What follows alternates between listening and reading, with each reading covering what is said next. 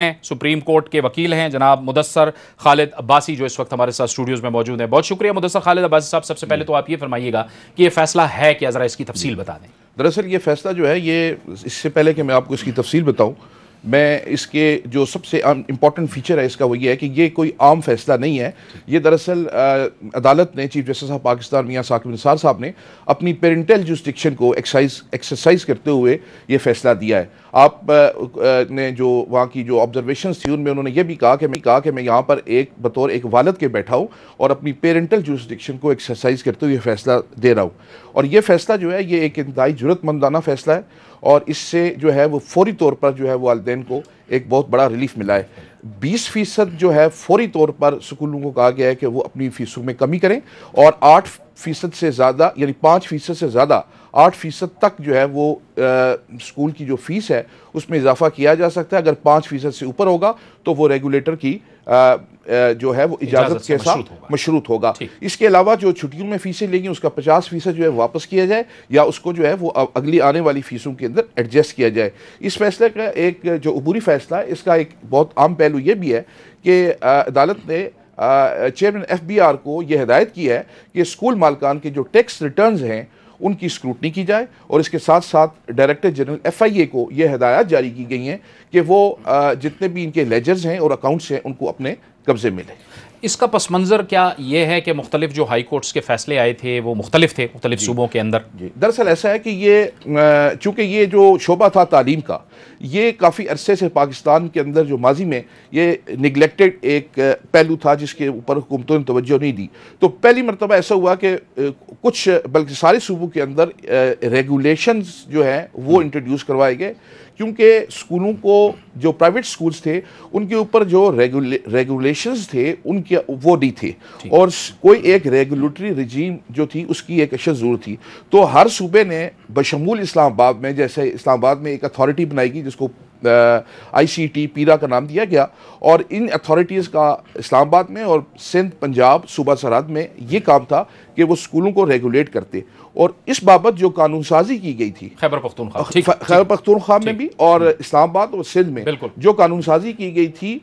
Private school مالکان جو تھے وہ اس سے ناخوش تھے، اور وہ یہ چاہتے تھے کہ ہمارے اوپر یہ جو حکومت کی یا ریگولیٹری اتھارٹی کی جو ہمارے اوپر ایک تلوار ہے اس کو اوپر سے ہٹایا جائے. تو اسی طرح جو آزاد ہے ہم لینا چاہیں مافیا بن کے وہ لیتے ہیں. آپ جانتے ہیں کہ پوری دنیا میں جو پرائیویٹ سکولز ہیں ان کو ریگولیٹ کیا جاتا ہے ایک قانون کے تحت، اور یہ اس میں کوئی دو رائے ہو ہی نہیں سکتی کہ اسکول جو ہیں وہ ان ریگولیٹڈ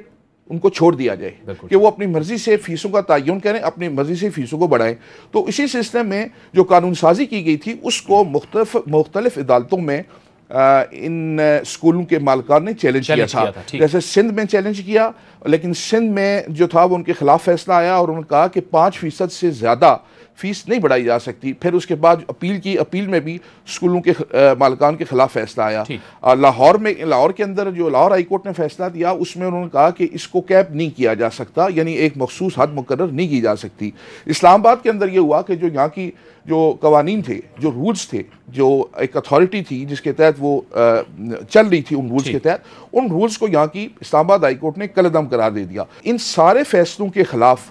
کچھ کیسز میں حکومتیں، کچھ کیسز میں اسکول مالکان جو تھے انہوں نے مختلف ہائی کورٹس میں اور سپریم کورٹس میں کیسز جو تھے وہ فائل کیے. تو جب ان کیسوں کی سماعت شروع ہوئی جو سپریم کورٹ میں تھے، تو چیف جسٹس آف پاکستان نے اس معاملے کی اہمیت کو مد نظر رکھتے ہوئے ایک حکم صادر کیا کہ پاکستان میں جتنے بھی کیسز ہیں ہائی کورٹس کے اندر ہیں ان کو بھی کلب کر دیا جائے اور وہاں پر ان کو. لیکن یہ تو ظاہر عبوری حکم ہے، مستقل حل بھی ہے، ریگولیٹری اتھارٹیز بھی ہیں. ہم دیکھتے ہیں، ہم نے نظر دیکھی ہوئی ہے کہ خیبر پختونخوا کی ریگولیٹری اتھارٹی بڑی ایکٹیو ہے، اس کے MD ہیں ظفر علی شاہ. ہم دیکھتے ہیں کہ پرسنلی جب لوگ ان کے پاس جاتے ہیں کمپلینٹ لے کے تو وہ بہت اس کو فالو کرتے ہیں. مستقل حل تو یہی ہے نا کہ حکومت کو اس کی سب کچھ کرنا ہے. میرا خیال ہے بنیادی طور پہ مستقل حل تو یہ ہے کہ حکومت کو اس سلسلے میں قانون سازی جو کی بھی ہے، کیونکہ یہ مقدمات جو تھے عدالت میں زیر سماعت تھے. تو اس میں جو سب سے بڑا والدین اور اسکول مالکان کے درمیان جو مسئلہ ہے وہ فیسوں کے تعین کا ہے، ڈٹرمینیشن آف فی. اب فیس کو ڈٹرمین کرنے کے لیے کوئی نہ کوئی فارمولہ جو ہے وہ اس کا ہونا ضروری ہے. تو پیرا کا جو مثلا قانون ہے اسلام آباد کے اندر، اس میں یہ ایک بہت یعنی ریسرچ کے بعد اور پوری تحقیق کے بعد ایک قانون جو ہے وہ انٹروڈیوس کروایا گیا تھا جس میں فیسوں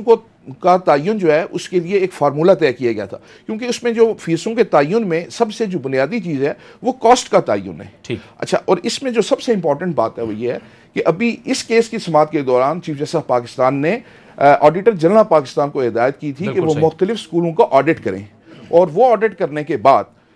وہ ایک رپورٹ جو ہے وہ پیش کریں۔ آپ کو حیرانگی ہوگی کہ وہ جو رپورٹ جب عدالت میں آئی تو اس رپورٹ کی ایگزیکٹو سمری کا جو نٹ شیل اور کرکس تھا وہ یہ تھا کہ یہ جو میں نے رپورٹ تیار کی ہے اور جو مجھے فگرز پرائیویٹ سکولز کی طرف سے جو دیے گئے ہیں یہ جینون نہیں ہے، یہ درست نہیں ہے، حقائق کو چھپایا گیا ہے، اور چھپایا کیوں جاتا ہے؟ تاکہ اپنی کاسٹ کو کم سے کم جو ہے وہ ظاہر کیا جائے۔ بالکل صحیح، یہ اس میں ہم نے دیکھا بھی ہے کہ وہ ایک اسکول کے جو ڈائریکٹرز تھے ان کو 83 لاکھ مل رہے تھے اور وہ انہوں نے تنخواہیں مقرر کی ہوئی تھی، اور اس کے بعد جو پیسے بچتے ہیں ان کا انہوں نے کہا کہ اس پہ 10% ہمیں پروفٹ ہے تو ٹیکس بھی بچ رہا ہے، تو یہ بھی ایسے ہی۔ لیکن اس میں اب